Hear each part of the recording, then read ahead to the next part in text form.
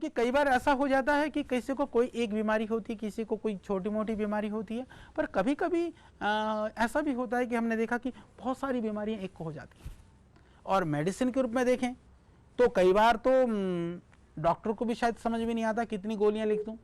यदि आयुर्वेद की दृष्टि से मैं बात करूं तो मैं ये कहना चाहता हूं कि बहुत सारी जो बीमारियां हैं वो बीमारियां एक साथ हो जाती हैं।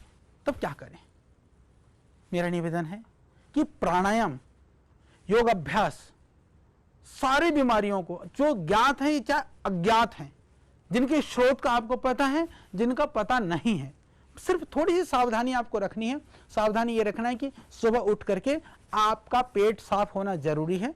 पेट साफ नहीं है तो रात को पेट साफ करने की औषधियां ले लीजिए। यूं तो बाजार में बहुत सारे चूर्ण वगैरह हैं, वो कई सारे हार्मफुल होते हैं, परंतु उसके लिए बहुत सरल है कि आप, जैसे मैंने कहा कि एलोवेरा, आंवला और गोधन अर्क, ये नियम बना लीजिए। घर में आप बोतल ला करके रखिए और सबको पिलाइए, उससे कोई हानि नहीं है। हमारे पास बहुत सारे ऐसे लोग आते हैं, कहते जी मेरे बाल झड़ते हैं, बहुत जल्दी हम गंजे हो गए हैं, सर में डैंड्रफ है, आँख की रोशनी कम हो गई है, स्किन की प्रॉब्लम्स हैं, या पेट की, लीवर की समस्याएं हैं। इन सब समस्याओं के लिए निरापद और सरल प्रयोग है आंवला, क्योंकि आंवला को आयुर्वेद में रसायन कहा है, उसको अमृता कहा गया है, बहुत ही अद्भुत है। और मैं समझता हूँ कि यह आंवला जो है वह विदेशों में नहीं होता है, कई देशों में सिर्फ एशियन कंट्रीज में होता है। तो परमात्मा का हमारे लिए कुछ स्पेशल वरदान है। इसी तरह से तुलसी का पौधा भी मैंने देखा कि जो हमारे भारतीय भाई विदेशों में गए, अमेरिका में, यूके वगैरह में, तो फिर भी नहीं हो पाता है, तो उन लोगों ने वहाँ पर लगाया। तो मेरा निवेदन ये है कि आप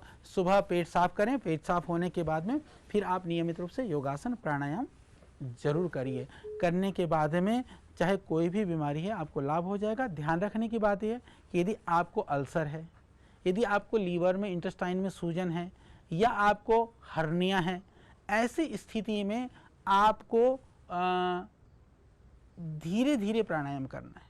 अनुलोम विलोम हर स्थिति में कर सकते हैं, चाहे आपकी सर्जरी भी हुई हो, चाहे ओपन हार्ट सर्जरी भी हुई हो, तो भी आप अनुलोम विलोम प्राणायाम कर सकते हैं किसी भी स्थिति में। कैंसर की भी सर्जरी हुई हो, परंतु भस्त्रिका और कपालभाति के लिए सर्जरी के बाद में आप 2-3 महीने के बाद में शुरू करें, धीरे धीरे करें और आहार ठीक ले लें तो आपको पूरा लाभ हो जाएगा।